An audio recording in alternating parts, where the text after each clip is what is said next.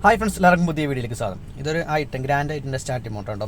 ആ കംപ്ലയിൻറ്റ് എന്താ വെച്ച് കഴിഞ്ഞാൽ വണ്ടി സ്റ്റാർട്ട് കഴിഞ്ഞാൽ സ്റ്റാർട്ടിംഗ് മോട്ടർ കറങ്ങുന്നുണ്ട്, പക്ഷേ അത് സ്റ്റാർട്ടാവില്ല. അതാണ് വെറുതെ അങ്ങനെ ഒരു പവറില്ലാതെ കറങ്ങുമല്ലോ.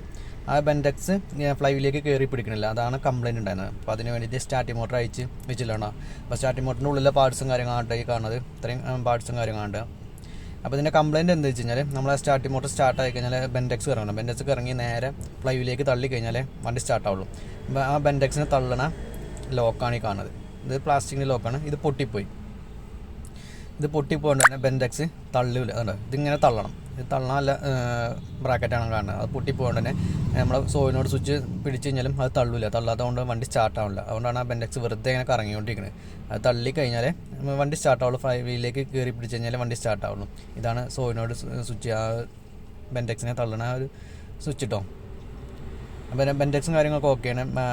പിന്നെ ഇതിൻ്റെ കൂടെ ഇതിൻ്റെ കാർബൺ ബ്രഷ് ഒരെണ്ണം തീർന്നിട്ടുണ്ട്. അപ്പോൾ അതും കൂടെ മാറ്റണം. പിന്നെ ഈ ബ്രാക്കറ്റും മാറ്റണം കേട്ടോ. ഇതും മാറ്റണം, കാർബൺ ബ്രഷും കൂടി മാറ്റണം. അത്രയും കാര്യങ്ങളാണ് അതിന് ചെയ്യാനുള്ളത്. മെയിൻ കംപ്ലയിൻറ്റ് ഈ ഒരു ബ്രാക്കറ്റ് പൊട്ടി.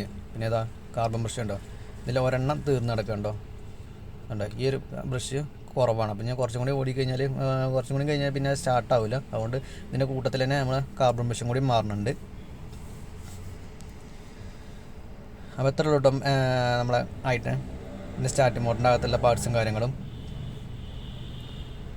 വീഡിയോ ഇഷ്ടപ്പെട്ടെങ്കിൽ ലൈക്ക് ചെയ്യാൻ മറക്കരുത്. അപ്പം സബ്സ്ക്രൈബ് ചെയ്യാൻ മറക്കരുത്.